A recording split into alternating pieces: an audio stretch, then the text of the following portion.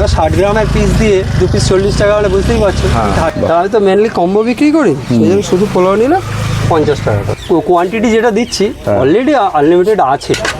আর কিছু unlimited scheme team নিয়ে আসবে নাকি? চারদিকে সব এখন শুনছি আনলিমিটেড যে যা খাওয়াচ্ছে সবে দিয়ে আনলিমিটেড। তো আমার যে এই যে কোয়ান্টিটি যেটা দিচ্ছি অলরেডি আনলিমিটেড আছে, কারোর যদি লাগে না সে চেয়ে নেয়, আমি দিয়ে দিই।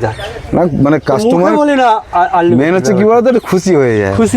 খেতে হয়তো পারবে না, তোমার যে কোয়ান্টিটি আছে একটা মানুষ আর কত খাবে? খাওয়ার পরে যতটা দরকার ততটাই খাচ্ছে।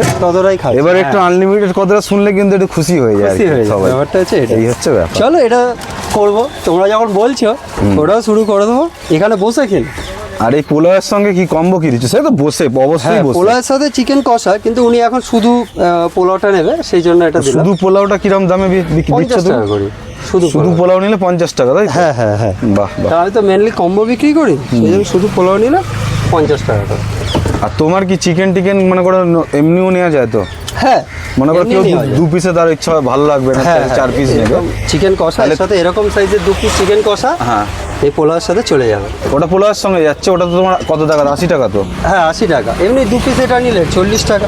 আর যদি 2 পিস চিকেন নেয় 40 টাকা। 40 টাকা, তাই? 2 পিস চিকেন 40 টাকা, এক্সট্রা যদি নেয় 40 টাকা। হ্যাঁ, এবার 60 গ্রামের পিস দিয়ে 2 পিস 40 টাকা হলে বুঝতেই পারছো থাকে।